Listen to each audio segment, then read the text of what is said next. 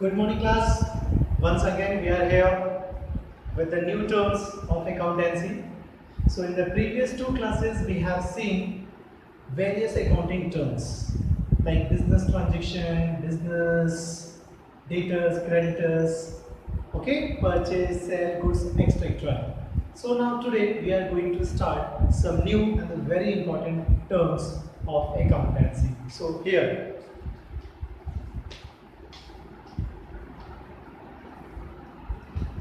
we have accounts payable and accounts receivables.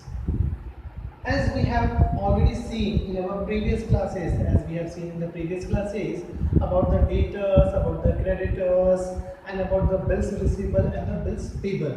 So almost same things again we are going to discuss in the same some quite different way. So first we have to discuss over the accounts receivables.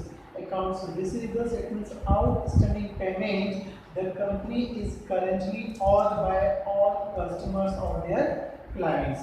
This is essentially anything the company bills out. So once when company sold out their goods in credit to their customers, they are also called here debtors.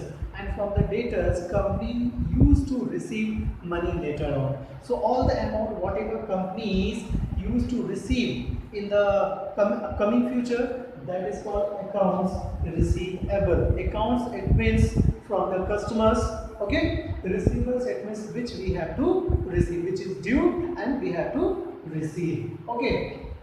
The money owed to your business, money business में जो पैसा आने वाला होता है, that needs to be called this side. And accounts payable, that is just opposite of accounts receivables. In the business organization, as we have purchased goods from the supplier, and later on we have to repay them all that money. Okay, so that type of transactions we have to record under the accounts payables. As definition, we can see outstanding payments the company currently owes to suppliers.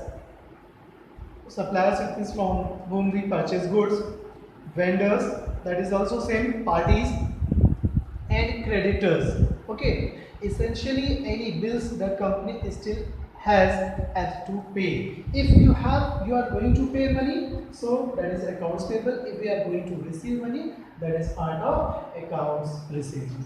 Okay. As in the previous class we have seen about the balance sheet. Balance sheet, that is very important statement for any business organization, which shows the clear picture and clear view of the business organization. Balance sheet tells us about the company's assets, their liabilities and their capital. Okay. So similarly at the same time we used to prepare our income statement. Income statement, which is very popular by the name of income and expenditures account or by the name of trading and profit and loss account. Okay. So what is income statement? A report that tracks the company's revenues, costs and expenses over a set period, quarterly, annually, half yearly. This is also called a profit and loss statement. So it's a kind of report, it's a kind of statement, okay, which shows the profitability of the business organization. How much goods we have sold out during the year, how much unsold goods, that is stock we have, okay, what was the cost of purchase, okay, and what type of expenses we have made in the business organization. After all the adjustment, what is our net profit which we can use for the another way, that is called our income statement. In the 11th standard most probably we call it as a profit and loss statement, and in the higher classes in the 12th and up to 12th we use only income statement words. So it's nothing, just only the name. Okay, in the business organization basically we used to discuss about the word revenue. Revenue can be considered as a kind of income or as a kind of expense which help us to earn money in the future. Okay, so it can be used in the as a income or as a expense. So revenue, all the incoming money from selling products and services or generated through a company's additional assets, also referred to as gross income. Two things is there. Revenue, whenever we talk about the revenues or the turnover, basically हम लोग देखते हैं revenues और turnover. तो turnover it means कि कोई भी company, any kind of company, what is their turnover for a session? एक साल में कंपनी ने कितना टर्नओवर किया, कितने का सामान बेचा, कितना पैसा उसके पास आया. Whatever money company will generate within a year during a session, okay, that is called here revenue. Okay, in the gross revenue we can include anything, just like what we have received by the selling of goods, what we have received by the selling of our asset. Okay, each and everything we include under the revenues. So not only the selling of goods, even providing of services, because if you are businessman, if you have any kind of showroom and all, in that you can sell goods. But some people are there, those who do not use to sell goods, but they help society in different ways, just like banking companies, insurance companies, transportations.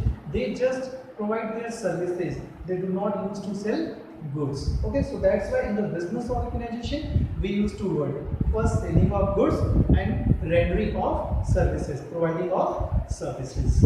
Okay, the next we have cost of goods sold. Cost of goods sold, in short we call it COGS. Okay, cost of goods sold, in short we call it COGS. So later on when you will solve numerical question, it's not required to write cost of goods sold. Instead of this we can write COGS.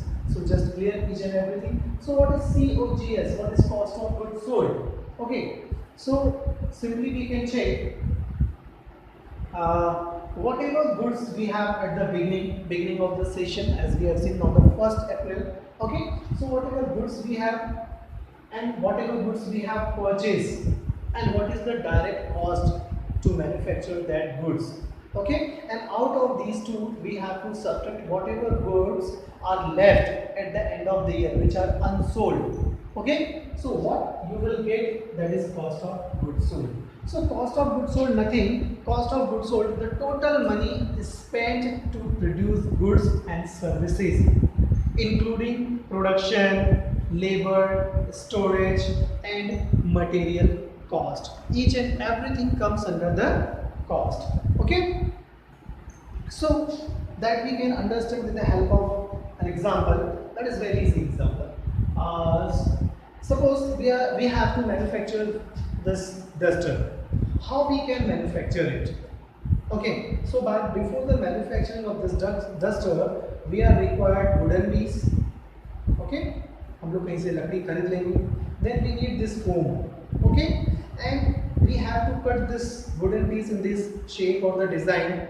So that we can do with the help of machinery, and we need to paste this foam onto this wooden piece. So for that we are required some glue, Fevicol, etc. Okay, so suppose we have spent 1 rupees for the wooden piece of for a duster, hardly 1 rupees for foam, 50 paise for the sticking this, that is as a Fevicol and all, use whatever we use. Okay, so hardly we have spent 1 for wooden, 1 for foam and 50 paise for the Fevicols. 2 rupees 50 paise we have already spent on this duster. Okay, so for the manufacturing of this duster we will require a factory, okay, or a workplace where we can make these things.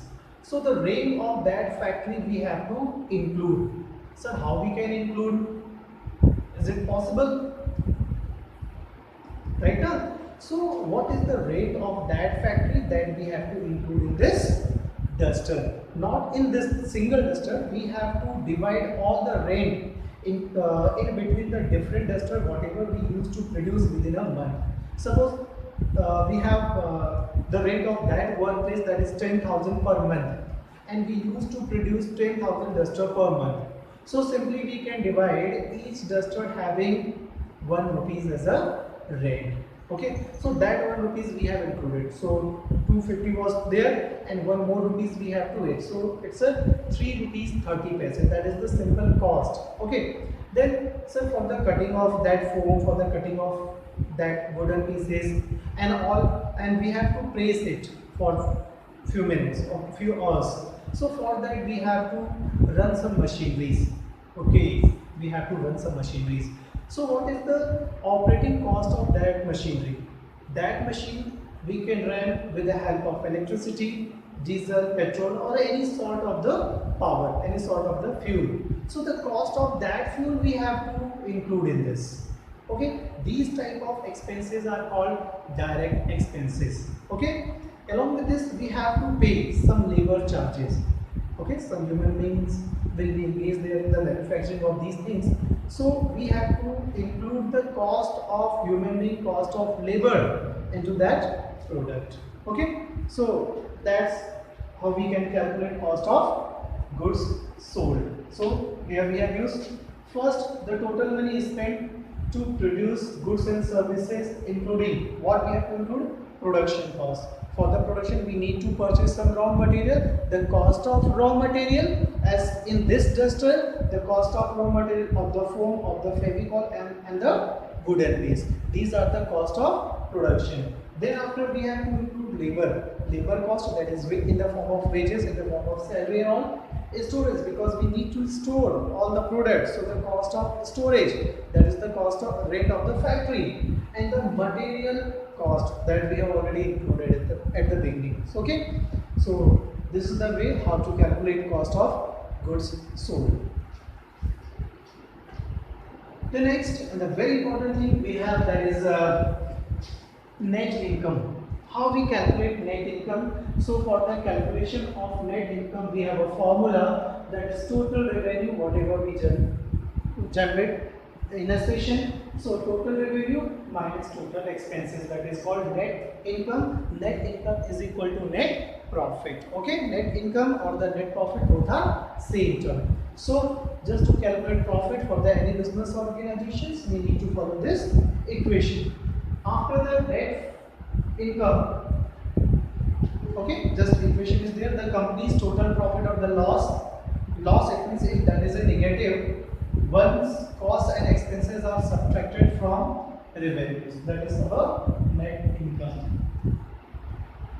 Okay, then after we have to discuss the very important terms, because these are the terms which help you to understand accountancy properly. How? So we have another and the very important term in the accountancy, that is of the debit and credit. So let's first discuss what is debit. Okay, maybe possible you have heard about these words.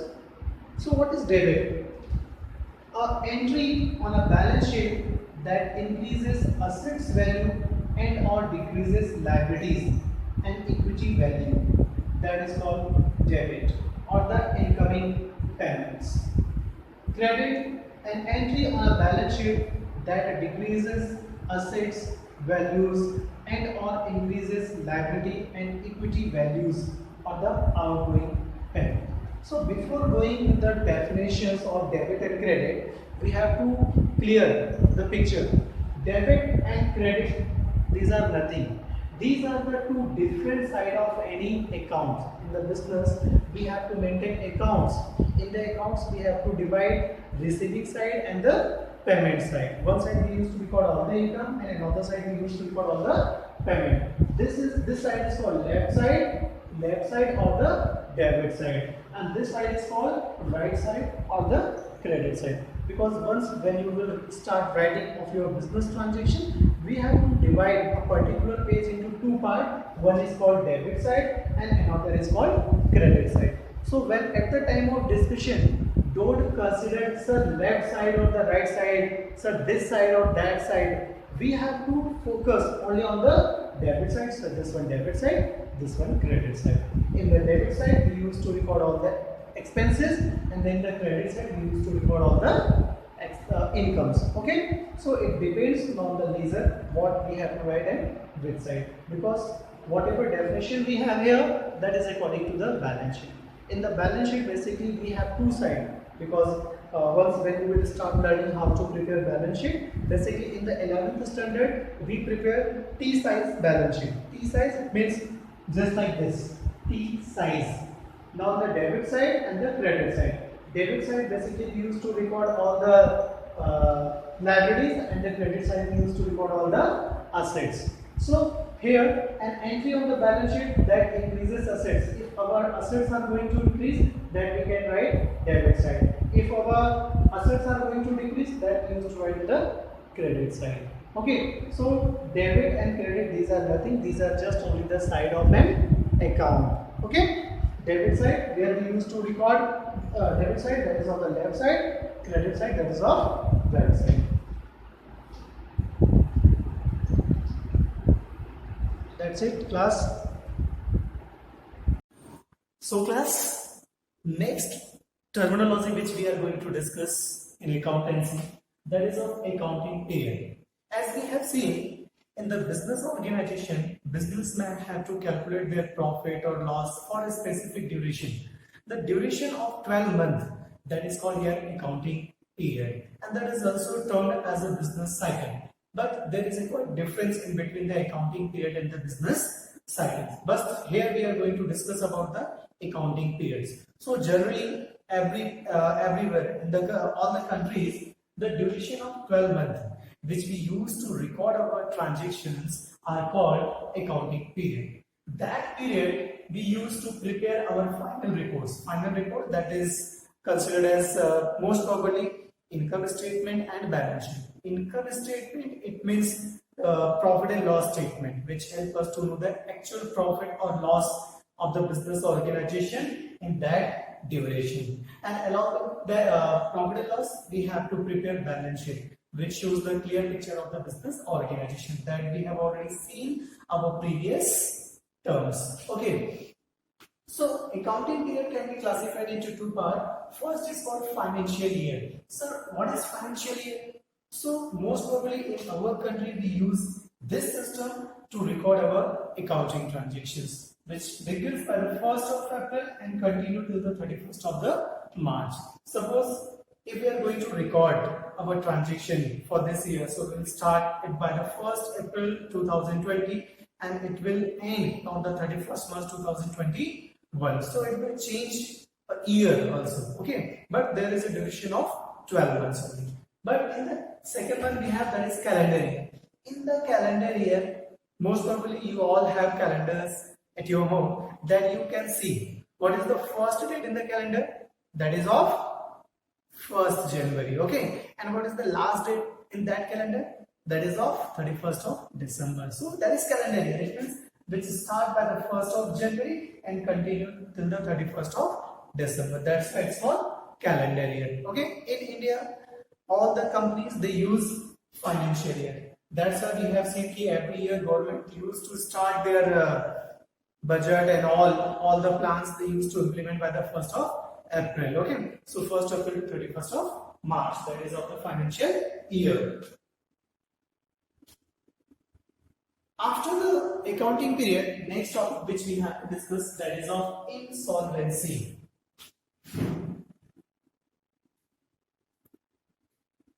What is insolvency? So insolvency, that is a kind of stage of being a person is unable to pay off his debt.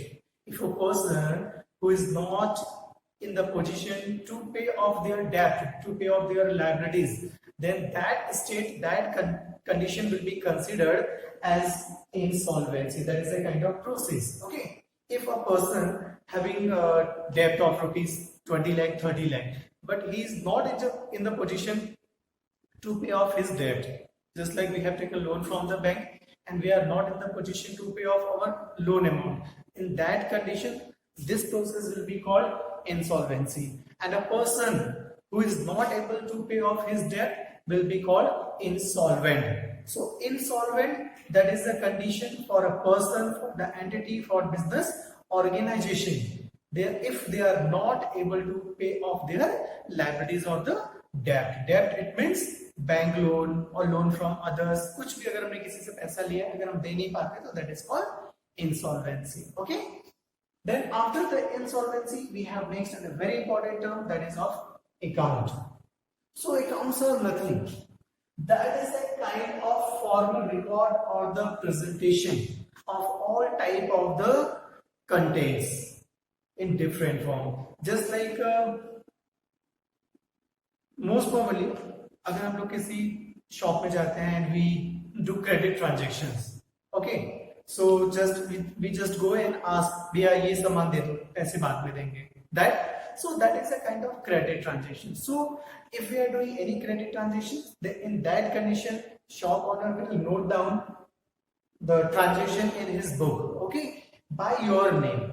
So if you are doing your transaction, then that shop owner will write in his book in front of your name. So related to you, he will record all the transaction at the same place. So accounts are nothing. That is a kind of statement, that is a kind of record in which we present transactions in proper manner, okay, systematic. Just like we have cash account. So in the cash account, we used to record all the cash transaction.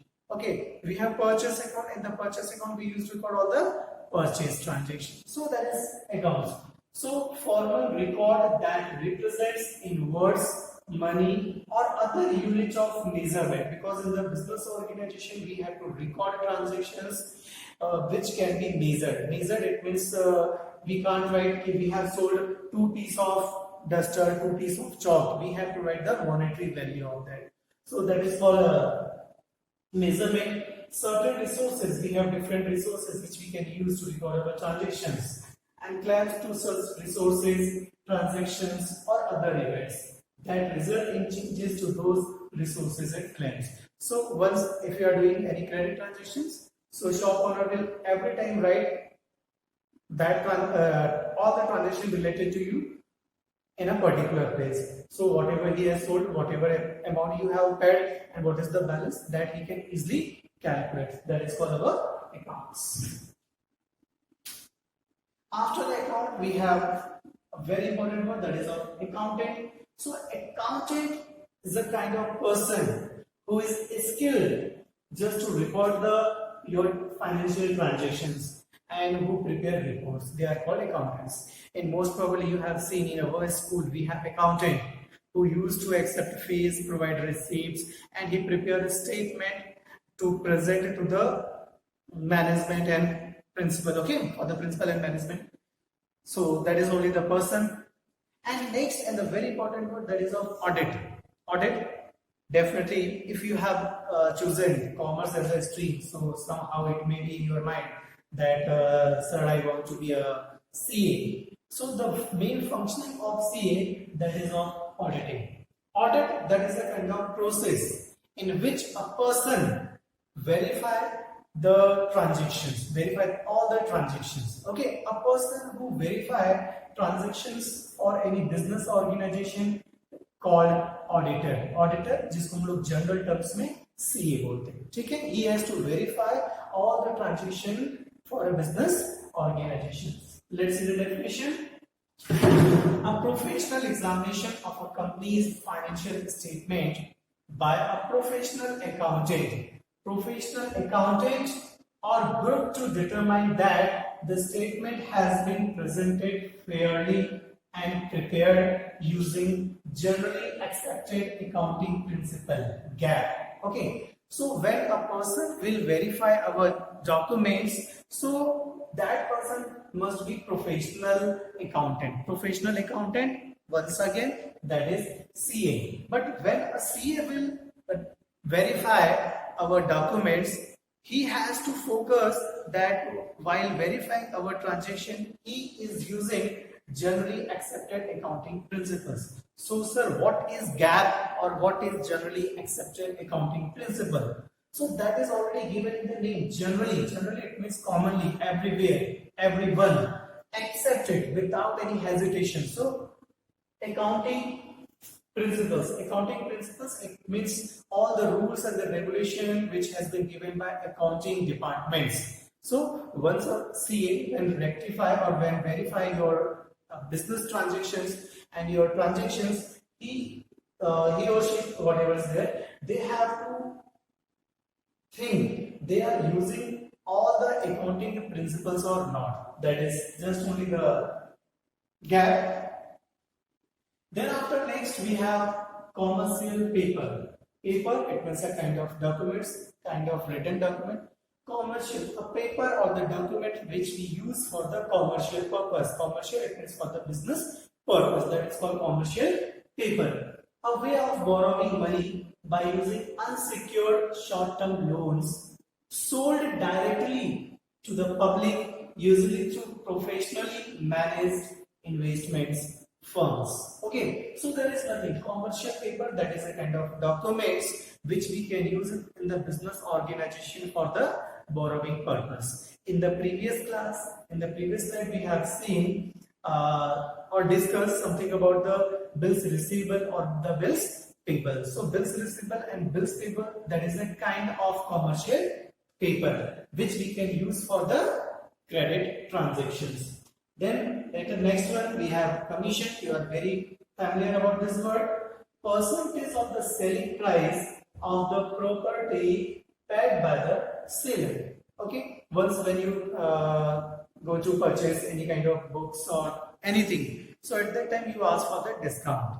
So discount, which basically shop owner used to provide to their customers regularly, that is another way. But we have one more thing which can be equal to the discount, that is of commission. Commission that we can get on the selling price of any property, any commodity which are paid by the seller. Okay, just like once when we purchase any kind of the property, we have to pay commission to that property agent or the property dealer. That is not a kind of discount.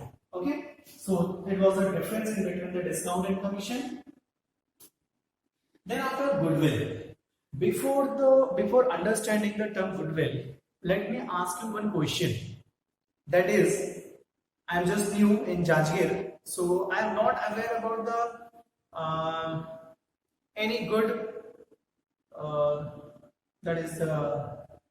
any good shop from where I can purchase sweets or the cake, etc. Okay, so can you suggest me any shop from where I can purchase cake?